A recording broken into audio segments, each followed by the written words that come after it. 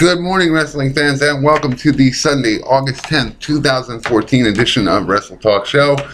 I'm your host, Joshua Zimmerman, here to bring you the latest and greatest professional wrestling news, bits, rumors, anything and everything wrestling. We cover it. Follow us on our Facebook pages, facebook.com/CWE Company, facebook.com/WrestleTalkShow. Visit our archived YouTube channel at youtube.com/CWE Company. And send in your topic and email questions to CWE Wrestling Entertainment Incorporated. That's CWE Wrestling ENTINC @gmail.com. We're here today to discuss the weekend in professional wrestling. We last left off with yesterday's show. I don't know what else can be said about the network without sounding like a broken record with everyone else discussing the network, but there's been a lot of news over the weekend, and let's just sum up the network with, especially with the today's news, or late yesterday afternoon's news, that WWE superstar and Chief Operating Officer Triple H believes that wrestling fans are, quote, cheap to not buy into the network, and that he's extremely frustrated with fans for not jumping right onto this. And I'm going to take that statement that was a news bit for today into the segue that, look, like I just said, there isn't too many ways you can slice this without sounding like a broken record and repeating yourself about the network. WWE put all its eggs in one basket for the last, two to 4 years. Vince McMahon released all this money and has been dogging investors every quarterly conference call. Here comes the network, here comes the network, here comes the network. Bam. The first 6-month renewal comes up and WWE falls short at roughly 636,000 of the 1 million subscribers it thought it would have.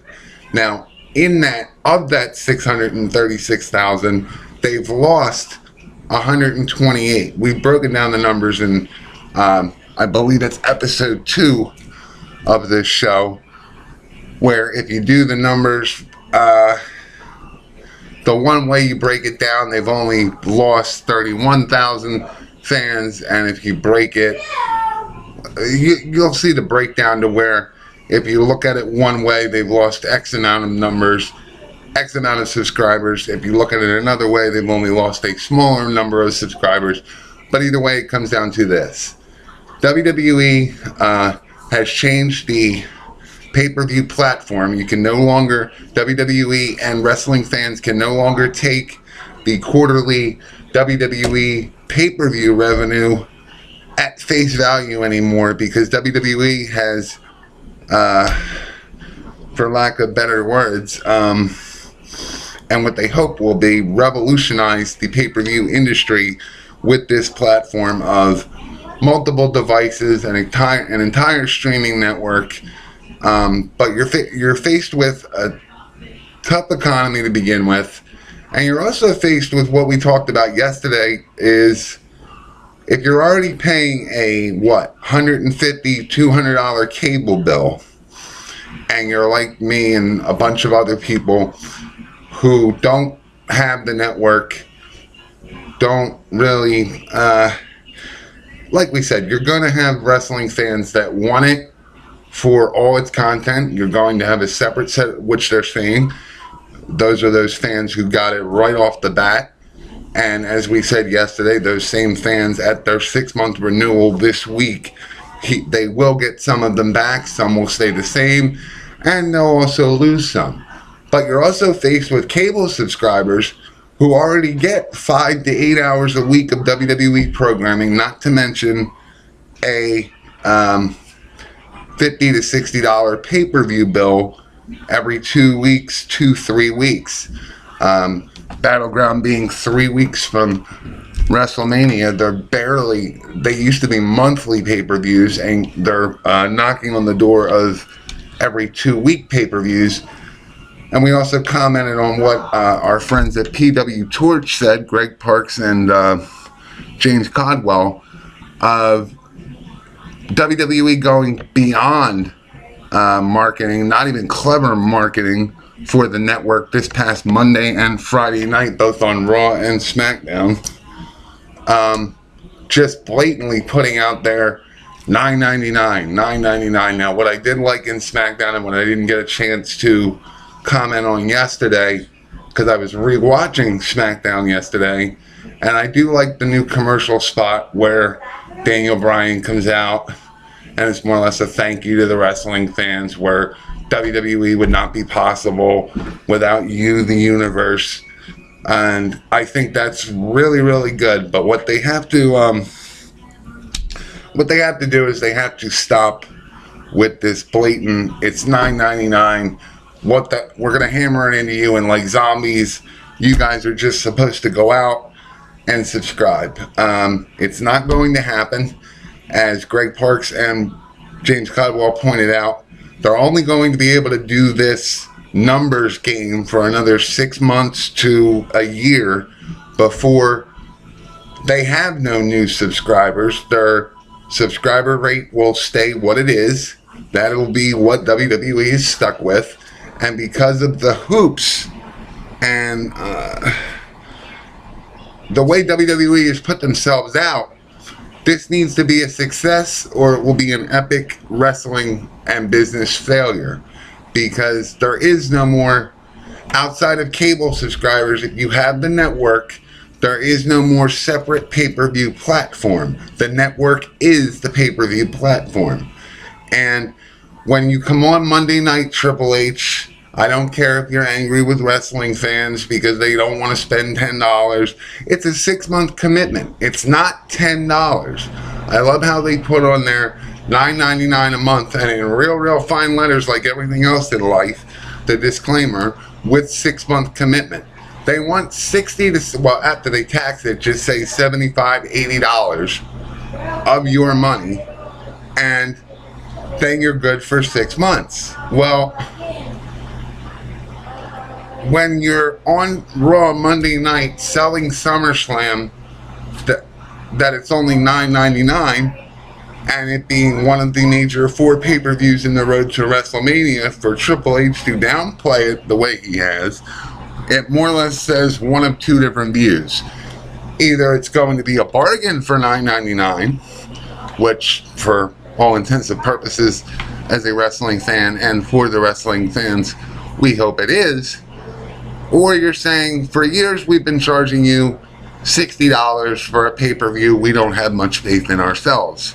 Which is it? And going back to what I opened up with, for Triple H to be angry because wrestling fans aren't jumping at this $10 network buy. If you're a cable subscriber, you already pay for all the cable product WWE has to offer. And if you're, like everyone else, in the tight economy, you might not have $60 to lay out front, lay out all at once. So I think it could be different if, as James Caldwell and Greg Parks said as well, if they did a month-to-month scenario where people who wanted to catch it, try it out, and could drop it within a month, like we said, since they do bi-weekly pay-per-views almost, if you could time it right and got 2 pay-per-views for your said $10, I think they could get a lot of subscribers that way. Trial and error, if you will. You're either going to, the simple fact is, you either want it at this point or you don't. So Triple H needs to calm down with his public opinion of the wrestling fans, as I believe this will come back to bite him, as everything else in his professional career has, despite who he's married to. Moving on to the wrestling news of the weekend. Evan Bourne talks failing the wellness policy over synthetic weed and apologizing to Kofi Kingston beforehand. Former WWE superstar Evan Bourne, also known as real name Matt Sydal, did a live shoot interview for Kayfabe commentaries this weekend. You can visit WrestlingInc.com. You can watch the replays for $15.99 through another link on this site. Bourne was asked about being suspended by WWE for failing a drug test and if he regrets it. He replied, quote, "Do I regret it? Duh. Basically, I failed for that synthetic marijuana, which I was smoking instead of normal marijuana for some ridiculous reason. I thought I could get away with it and did for a while. Then I got caught and I was like, quote, well, if I don't do that anymore, then lo and behold, I ended up doing it again the night before a test. The second time, the night before a test, the second time, and that was that. Very, very much regret it. What kind of question is that?" Bourne was asked by another fan what kind of synthetic marijuana he smoked. He replied, "I smoked this garbage called Serenity Now, which in the beginning was a lot like weed, except I could smoke it and not fail my test for weed, which had been a problem. I failed a couple of tests for marijuana. I was trying to not do that because it stays in your system for a while. I was like, quote, I can just try this stuff. It tastes good. It's fine. What happened was, as it grew in popularity, the formulas changed and the stuff started getting really bad. But by then, I was kind of hooked on smoking it all the time.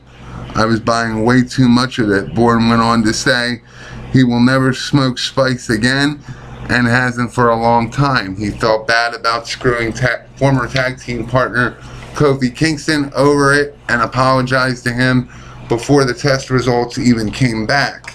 He said Kofi was supportive the whole time and does not smoke marijuana himself, for anyone concerned. We've gone back and forth. We've had a whole show here at WrestleTalkShow, youtube.com/CWE Company, in our YouTube file, our YouTube channel, and archived video on the wellness policy itself. You're going to get sort of a mixed review here because I know the benefits of marijuana for pain, and with the war on everything else, so not a war, if you will. It's kind of ridiculous that NFL players, sports players, are being suspended for marijuana. It's 2014, people. Let's get over ourselves now and just federally legalize it. Let's make a bunch of tax money like Colorado did and solve every state's financial budget crisis 10 times over. And as also noted in Colorado, crime is down because criminals don't have to go out of their way to smoke it. It's legal. Plus, again, there's a lot of other things you should be focusing the war on drugs on that affect families and people a hell of a lot worse than marijuana does. Additional notes on the release of Ricardo Rodriguez by WWE, and was his weight an issue? We noted before that Ricardo Rodriguez asked for his WWE release as he had been frustrated and wanted to be a professional wrestler. Ricardo had been wrestling as El Loco with Kalisto in NXT, but when he got injured, Sin Cara was given the spot with Kalisto. Sorry. There were also issues with Ricardo's physique not being up to WWE standards. They reportedly set a weight goal that they wanted him at, and in their mind, he was having trouble keeping to it. Rodriguez was working under both a talent contract and an announcer's contract when he was released. His talent contract had just 2 weeks left on it. He had been doing some Spanish language broadcasts, but with budget cuts ongoing, a 3-man Spanish broadcast team was too much. Backstage, additional news on said budget cuts regarding WWE releasing longtime veteran timekeeper Mark Eaton this past week. It was noted that he was a Kevin Dunn guy And Dunn's guys are going to be gone eventually as Triple H and Stephanie McMahon gain more power. Yeaton will be getting some kind of severance package after working for WWE for 30 years. Other sources are reporting that WWE will be making further budget cuts before more openly planned cuts in December. It may not be talent or crew members that get cut or anything that fans would notice, but budget cuts are ongoing behind the scenes. Again, Triple H thinks some fans are cheap. News on the Stephanie and Brie match. Brie Bella and Stephanie McMahon have both reportedly been training hard with the goal of having a good match at WWE SummerSlam. It was said by F4WOnline.com in this week's newsletter that Triple H is angry at WWE fans if they're not subscribing to the network, to the WWE network, with the idea that fans are cheap. If WWE does go ahead and move SmackDown back to Thursday nights, the live NXT specials would air on Wednesday nights. No word yet on if NXT and Superstars would move to Wednesdays or Fridays. Reported SummerSlam layout and match card. F4W reports that the current layout and approximate bell times for WWE SummerSlam pay-per-view look like this. Your main event, Brock Lesnar versus John Cena, set for 25 minutes. Your second to the main event, Brie Bella versus Stephanie McMahon, slotted for 15 minutes. Randy Orton versus Roman Reigns, slotted for 20 minutes. Dean Ambrose versus Seth Rollins, slotted for 15 minutes. Paige versus AJ Lee, Divas title, 12 minutes. Oh, that'll be fun. 6 minutes will be intros. Third match in, working from main event down. Rusev versus Jack Swagger in a flag match, 12 minutes. Again, 6 minutes worth of intros. Bray Wyatt versus Chris Jericho, 15 minutes. And your starter match for the Intercontinental title, Dolph Ziggler versus current Intercontinental Champion The Miz, is slotted for a 10-minute time. Paul Heyman talks Brock Lesnar winning the title and reaction to recent DVD release. Paul Heyman recently spoke with Scott Fishman of the Miami Herald to promote his new WWE DVD. Below are a few highlights. Fans who say Brock Lesnar shouldn't win the WWE World Heavyweight title because he's a part-timer. Heyman's response, quote, I don't know if any of those critics are privy to an agreement Brock Lesnar may or may not have with WWE, so I don't understand how anybody can credibly say this is what Brock Lesnar's schedule is going to be when he becomes the WWE champion. Second, I think the WWE Championship is defended too often and lost some of the prestige because of the beast of monthly pay-per-views. The champion having to defend on every single pay-per-view, let alone every single arena, has taken away from the special event that is when a champion defends the title. Heyman, here is the best example I can give you. Why don't we just do 12 WrestleMania events a year? I mean, it's the brand name in pay-per-view. You know, people understand that WrestleMania means it's something special and unique and doesn't happen all the time. It's a can't miss. Well, you can't do 12 WrestleMania events a year because then you water down WrestleMania and it won't mean as much on the rare occasion you present the brand name WrestleMania. It's the same with Brock Lesnar. If you present Brock Lesnar 52 weeks a year and you have Brock Lesnar defend the title 12 times a year, you're losing money. You're not making money because you're watering down the athlete on the rare occasion that he dons the tights and laces up the boots and goes into the ring to beat people within an inch of their lives. Plus, here is one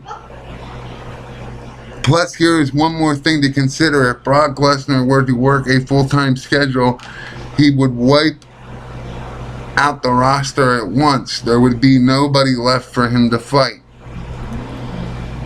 That's true. I mean, like Brock's current promo right now, basically saying how he left WWE and made a name for himself in mixed martial arts, MMA, Bellator MMA, or Dana White's MMA. If we had Brock Lesnar all the time, we wouldn't care for it too much. So it's like Heyman said with WrestleMania, when you have a special match, you treat it as that, a special match. And I do agree with him in the sense that the title, all the titles used to mean something. Like, for example, Mr. Mutant Larry and Joe Negron of SmartWrestlingFan.com commented on their podcast this past week that the Intercontinental title used to mean something. The United States title used to mean something. You had to win all these before you got a shot at the World Heavyweight title. Now it just seems like anyone and everyone can be a number one contender. Randy Orton's been the number one contender since Battleground. How you factor this is how you make money is beyond me, but getting more back to the point. Where we left off. There would be nobody left for him to fight, so how can people be clamoring for Brock Lesnar to work a full-time schedule? Then you'll have 3 hours of Brock Lesnar and Paul Heyman sitting alone in a ring, talking to each other, because there would be nobody left for Brock Lesnar to conquer. On his reaction when WWE approached him about doing a DVD, quote, "I was not happy about it. I had no idea what take WWE was going to have on a look back on what I've done so far. You never know the story that they want to tell. If it's a deeply personal issue to me, because it's me, I wasn't sure what direction it was going to take. So being a control freak that had no control over the creative content involved, I was apprehensive, to say the very least. Plus, it puts me in a position where I have to talk about stuff from 20 to 30 years ago, and I hate spending time looking back." Moving on to your Divas division, what wrestling fans may not know, AJ Lee almost fired last year, and she was not saved because of her in-ring prowess or being the girlfriend at that time to CM Punk. AJ Lee almost fired by WWE in light of news of Alberto Del Rio being released by WWE on Thursday for unprofessional conduct and the altercation with an employee. It has been disclosed that Divas champion AJ Lee was almost fired last year for similar behavior during WWE's filming of Tribute to the Troops event on December 11, 2013 at Joint Base McCord in Pierce County, Washington. Lee's relationship with CM Punk became a story when the WWE Diva confronted NBC Sports personality Michelle Beadle after Beadle had spoken to him. Beadle and Punk had been acquainted long before Lee's relationship with Punk began. As Beadle wrote on Twitter on December 15, 2013, "I've known CM Punk for years, considered him a friend. When I saw him at the arena, I said, 'Hey, explicit face,' the exact same way I talk to everyone. His girlfriend was nowhere near this, and I kept walking along with my assistant and 2 members of WWE PR. Next thing I know, I'm being yelled at. The person yelling at me was Lee." The NBC presenter continued, "I honestly thought it was a joke, period. The event went on and it was amazing. So I hope we can move on from this ridiculously lame story. As for the crazies, blocked, and happy freaking holidays." Shortly after WWE announced that Alberto Del Rio was let go due to unprofessional conduct and an altercation with an employee, Ring of Honor founder and RF video owner Rob Feinstein claimed that Del Rio slapped a member of WWE's social media team at a television taping this week. As we said last week, we're just recapping on news we've already done. This claim was backed up by both F4W Online and TWInsider.com. Then, as members of the F4WOnline.com message board were discussing Del Rio's termination and speculating which employee was on the receiving end of the slap, Wrestling Observer editor Dave Meltzer remarked that the employee's name was Cody Barberini. On both linked and Twitter social media accounts, Barbini identifies himself as WWE's manager of social media live events. Though not identified by name, F4WsOnline.com's updated story on Del Rio's termination says that the altercation involved the company's social media manager. According to the website, WWE's social media manager was supposedly asked to wipe his plate clean following a meal and catering. He allegedly joked and said it was Del Rio's job to clean the plate, which could be perceived as racist by Hispanic people. Del Rio was informed of the comment and confronted him. The individual did not apologize for his remark and then smiled at him. Fuming, Del Rio slapped him. Meltzer addressed the matter again on the F4W Online message board in response to a user comparing it to Lee's outburst at Beetle. He revealed that WWE officials had to decide to terminate her contract over her unprofessional conduct, but were overruled by Vince McMahon. Quote, AJ was not safe at all, Meltzer wrote. There was a reason she wasn't fired, and it had nothing to do with Punk being her boyfriend nor how good she was as a performer. Although star power did play into it, he continued, quote, the decision was made to fire her, but Vince McMahon overruled it because he saw the big picture. It was very complicated, but in that issue, Vince was savvy way beyond those underneath him and saw what would happen long term and made the big picture smart call. If that happened now, the situation would be the same and she wouldn't be fired for the same reason. Her being fired for that specific incident would have caused a chain reaction of events to happen next that Vince thought would do the company more harm than good. There is no guarantee he was right in how he thought it would play out, but it was far more foresight than is usually exhibited in these situations. 1 month later, in his final interview before leaving WWE, Punk offered his take on the situation to MMA reporter Ariel Hezwani. Quote, a bunch of horses,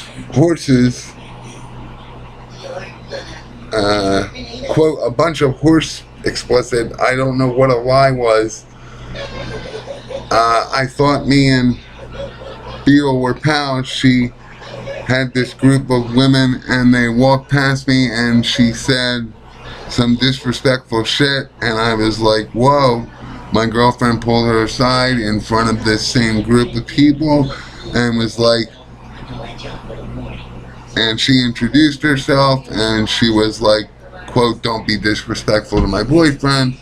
And Beal just went, quote, okay, and walked away. And that was that. She walked by and said, what's up, fuckface? And high-fived one of the girls. In May, Beal appeared on as a guest on the Ross Report podcast with WWE Hall of Famer Jim Ross, and she went into great detail on what happened that night, the fallout, and how she feels about it. Quote, usually when things like this happen, I try to ignore them. I just think, okay, crap happens, the world will never know, blah, blah, blah. But then, I went to tribute to the troops and was honored to be asked to be part of it by WWE and got to do a thing in the ring with John Cena and a couple of things there. The backstory The thing about it is social media is so whacked. All of the stuff came out and it was, oh, you were flirting. Look, first of all, when I'm flirting, people will know I'm flirting. I've also known Phil for a few years at this point and had at the time considered him a friend. We texted on a regular basis. We've had dinner numerous times. It's just one of those things where he's not my friend, whatever. It was what it was. I thought it was a friendship. I guess I was wrong. Quote, but I show up at tribute to the troops. I see him in the hallway. I say, what's up, fuckface, which is my loving way of referring to all my friends. Like I don't call my friends. I'm an idiot. Well, she's saying it, so let's just let her roll with her own deprivation of character here. I call them all kinds of names. That's how you know I like you. He was alone in the hallway. He didn't really say anything. I was with PR from WWE and my assistant, and he walked by. The next thing I know, she's in my face yelling at me, and I honestly swear to you, thought it was a joke. I thought I was being set up for like a ha-ha, and I looked up at him, and he wouldn't look at me and kept his back to us, and she kept going, and I just was blown away. So that was kind of it. I thought, alright, quote, no big deal. WWE was apologetic to me, and I just said, it's not your problem. People are who they are, and that was it. I thought it had died, but when I got home, like that following week, it hit all the blogs and all the wrestling peeps had all this information, and that's when I issued like a 3-part tweet just to say my side of the story, because it was getting really old hearing that I was trying to take someone's man or whatever high school crap people want to say, quote, so that's all. And you know, Phil and I stopped being friends that day, and I wish him the best of luck, and that's that. It's a bummer because I always respected him. I thought he was one of those cool guys that kind of didn't fall into certain role and kind of did what he wanted, but to watch all of that happen and to have somebody tattle on me and have their girlfriend get in my face is a little pathetic, but it's okay. I've moved on. Well, first of all, let's take a breath. Again, follow this and more at youtube.com/CWE Company, the link we provide to our new channel, which is happening now. Follow us on Twitter at CWE Company. Check out this YouTube page where you can support us on customink.com. We're doing a booster campaign where for just $15 a t-shirt, you can help support CWE, our parent company, Continental Wrestling Entertainment, our operations and independent wrestling operations nationwide. You can, like I said, we're on Link, we're on Twitter. This YouTube, our new YouTube page in the About tab has all the links, everything, the interactive Wrestle Talk show. Submit your email questions for the debate, the hot topics, all that to CWE Wrestling ENTINC@gmail.com. Moving on, Scott Steiner explains why he hasn't signed a WWE Legends contract. Scott Steiner was on hand for the San Diego Comic-Con where he briefly spoke out on his career in action figures. During an interview with Ringside Collectibles, Big Papa Pump was asked if there's any chance of him signing a WWE Legends deal. It enables WWE to create new merchandise in the talent's likeness, with the talent being compensated. Steiner, while I've been asked for a Legends contract, said Steiner, unfortunately my lawyer explained to me that it's not worth the paper it's written on. WWE has promoted Steiner on a product as he is a playable character in WWE 2K14 video game deals. Video game deals with former talent, however, are separate from Legends contracts. WWE Hall of Famer Bret Hart has also declined the Legends deal and has no desire to sign one. He prefers to be good friends with WWE since he does not want to be owned by Vince McMahon's sport entertainment empire.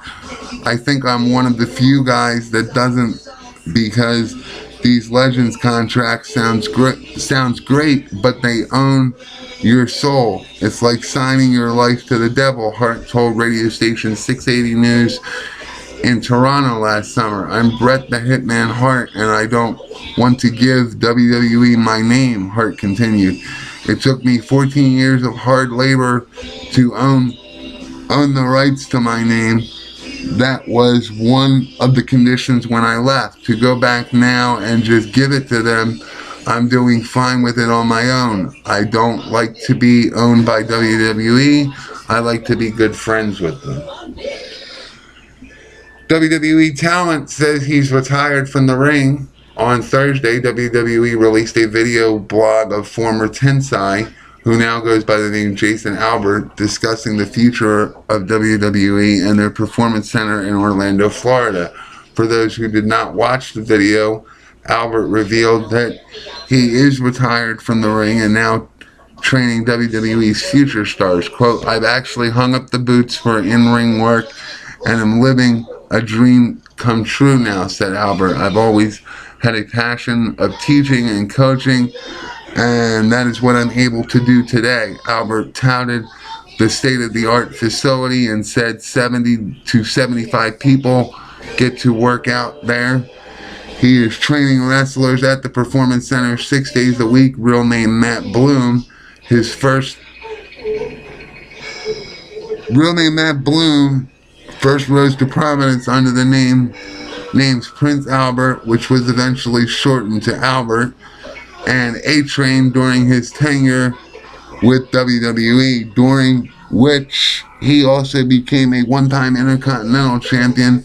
After being released by WWE in 2004, Bloom adopted the ring name Giant Bernard and began wrestling extensively in Japan, where he won the New Japan Pro Wrestling's Tag Team Championship twice and Pro Wrestling's Noah GHC Tag Team Championship. He returned to WWE in 2012 as Lord Tensai, later shortened to Tensai, and teamed up with Brodus Clay as Tons of Funk the following year. His final match took place at a WWE NXT Live event on January 18, 2014, where he lost to Adam Rose.